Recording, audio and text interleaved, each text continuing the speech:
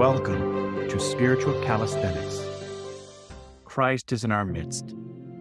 On January 27th, we commemorate the removal of the holy relics of St. John Chrysostom, Archbishop of Constantinople, St. Peter the Righteous of Egypt, and St. Demetrios, the new martyr of Constantinople.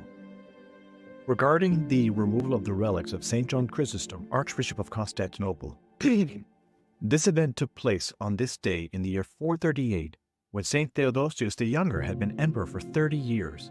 He was the son of Arcadius and Eudoxia, who had exiled St. John. The Archbishop of Constantinople at that time was Proclus, who had been the saint's disciple. The grace of your words illumined the universe like a shining beacon. It amassed treasures of munificence in the world. It demonstrated the greatness of humility, teaching us by your own words, therefore, O Father John Chrysostom, intercede to Christ the Logos for the salvation of our souls. The holy and august Church is mystically glad today on the translation of your holy relics. And though she had kept them hidden in concealment like precious gold, by your intercessions she unceasingly grants unto them that praise you the divine grace of healing, O Father John Chrysostom. Regarding St. John Chrysostom, Archbishop of Constantinople, this greatest and most beloved of all Christian orders was born in Antioch in the year 344 or 347. His pious parents were called Secundus and Anthusa.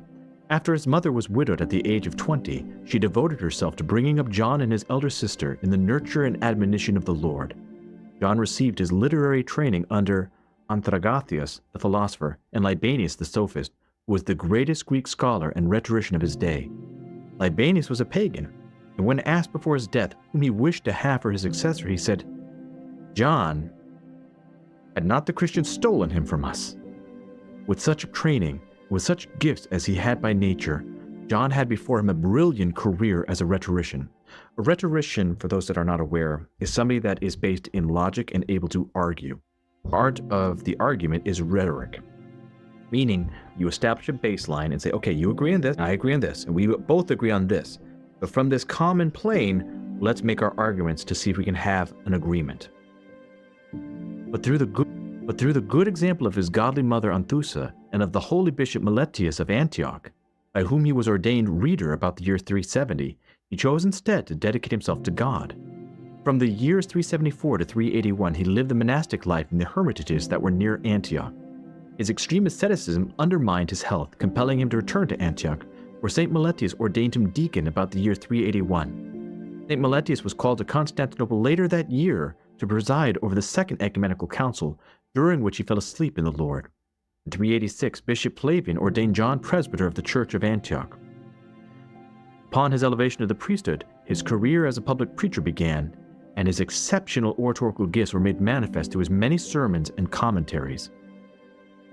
There are a couple of things that are important for us to understand here. First, St. John and St. Basil the Great were contemporaries, and St. John Chrysostom wrote a book on the holy priesthood in which he has a dialogue with St. Basil the Great as to why he should not enter into the priesthood, showing us that St. John Chrysostom had such reverence for the holy priesthood and for the work of the priesthood that he felt he was ill-equipped, though he has a prayerful humility in everything that he does. His commentaries and sermons were distinguished by their eloquence and the remarkable ease with which rich imagery and scriptural allusions are multiplied by their depth of insight into the meaning of Scripture and the working of God's providence, not least of all by their earnestness and moral force, which issued from the heart of a blameless and guileless man who lived first what he preached to others.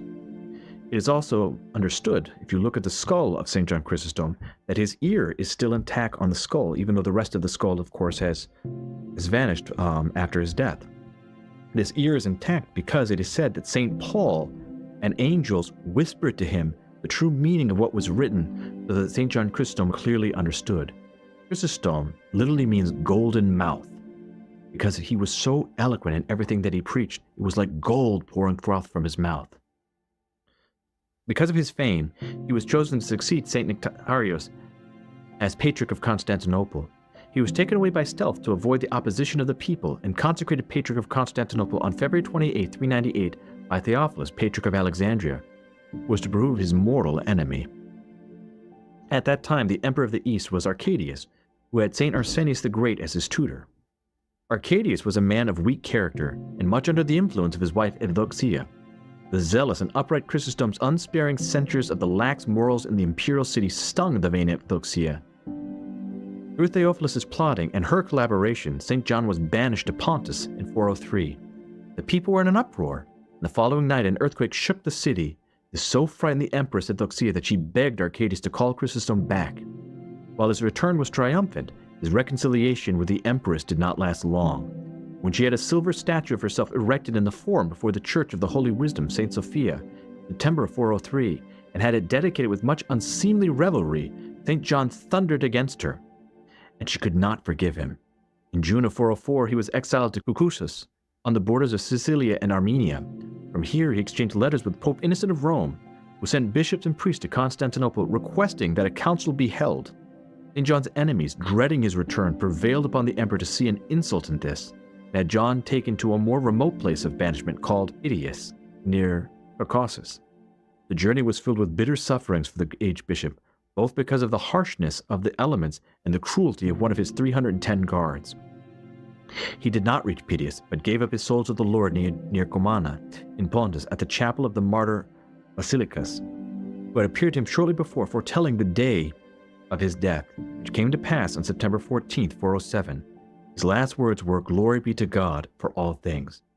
His holy relics were brought from Comana to Constantinople 31 years later by the Emperor Theodosius the Younger, and St. Pulcheria, his sister, the children of Arcadius and Eudoxia, with fervent supplications that the sin of their parents against him be forgiven.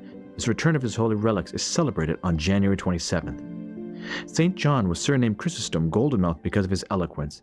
He made exhaustive commentaries on the divine scriptures, was the author of more works than any other church father, leaving us complete commentaries on the books of Genesis, the Gospels of Saints Matthew and John, the Acts, and all the epistles of St. Paul. The extant works are 1,447 sermons and 240 epistles. 22 teachers of the church have written homilies of praise in his honor. Besides his feast day today and on January 27th, he is celebrated as one of the three hierarchs on January 30th, together with St. Basil the Great and St. Gregory the Theologian. It should be noted that because September 14th is the exaltation of the cross, the saint's memory has been transferred to this day. The grace of your words illumined the universe like a shining beacon. It amassed treasures of munificence in the world. It demonstrated the greatness of humility, teaching us by your own words. Therefore, O Father John Chrysostom, intercede to Christ the Logos, the salvation of our souls. You received the divine grace from heaven, and by your own lips taught all to worship the one God in Trinity. All blessed venerable John Chrysostom, deservedly we praise you, for you are teacher, clearly revealing things divine. From St. Paul's letter to the Hebrews. Brethren, it was fitting that we should have such a high priest, holy, blameless, unstained, separated from sinners, exalted above the heavens. He has no need, like those high priests, to offer sacrifices daily, first for their own sins, and then for those of the people. He did this once and for all when he offered up himself. Indeed, the law appoints men in their weakness as high priests, but the word of the oath, which came later than the law, appoints a son who has been made perfect forever. Then the point of what we are saying is this: we have such a high priest, one who is seated at the right hand of the throne of majesty in heaven, a minister in the sanctuary and the true tent, which is set up not by man, but by the Lord. This new priest, the priesthood of Melchizedek, is the priesthood of the Orthodox clergy. And every bishop represents Christ on earth as a stand-in, an analog for that.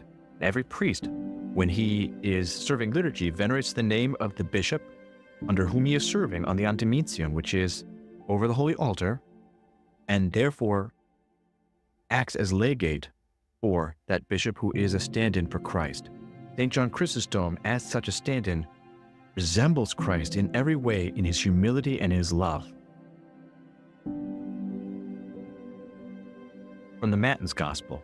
The Lord said to the Jews who came to him, "Truly, truly, I say to you, he who does not enter the sheepfold by the door, but climbs in by another way, that man is a thief and a robber. But he who enters by the door is the shepherd of the sheep. To him the gatekeeper opens. Sheep hear his voice. He calls his own sheep by name and leads them out. When he's brought all of his own, he goes before them. The sheep follow him, for they know his voice. The stranger they will not follow. They will flee from him, for they do not know the voice of strangers." This figure Jesus used with them, but they did not understand what he was saying to them. But Jesus again said to them, "Truly, truly, I say to you, I am the door of the sheep. All who came before me are thieves and robbers, but the sheep did not heed them. I am the door. If anyone enters by me, he will be saved and will go in and out and find pasture." Showing us that Jesus Christ, as our high priest, he is the door by which we enter into paradise. We are the sheep. We hear his voice. And as sheep, we follow after the shepherd. Christ is our shepherd. The priest symbolizes the lead sheep. The lead sheep, if you ever go to a farm, has a little bell around his neck. And that sheep follows the shepherd. When the shepherd calls, that sheep goes, the other sheep follow him. The liturgy gospel continues. The Lord said, "I am the door. If anyone enters by me, he will be saved and will go in and out and find pasture. The thief comes only to steal and kill and destroy. I came that they may have life and have it abundantly. I am the good shepherd. The good shepherd lays down his life for the sheep. He was a hireling and not a shepherd, whose own the sheep are not, sees the wolf coming and leaves the sheep and flees. The wolf snatches them, scatters them. He flees because he's a hireling, cares nothing for the sheep. I am the good shepherd. I know my own, and my own know me, as the Father knows me, and I know the Father, and I lay down my life for the sheep." This shows us exactly who Christ is. He is the good shepherd. He is the one who looks for each individual person, no matter how far that person has fallen, and he goes, and he calls for him, and he saves him. And I have other sheep that are not of this fold. I must bring them also, and they will heed my voice. Meaning that not only to the people of Israel, but also the Gentiles, and to all the world.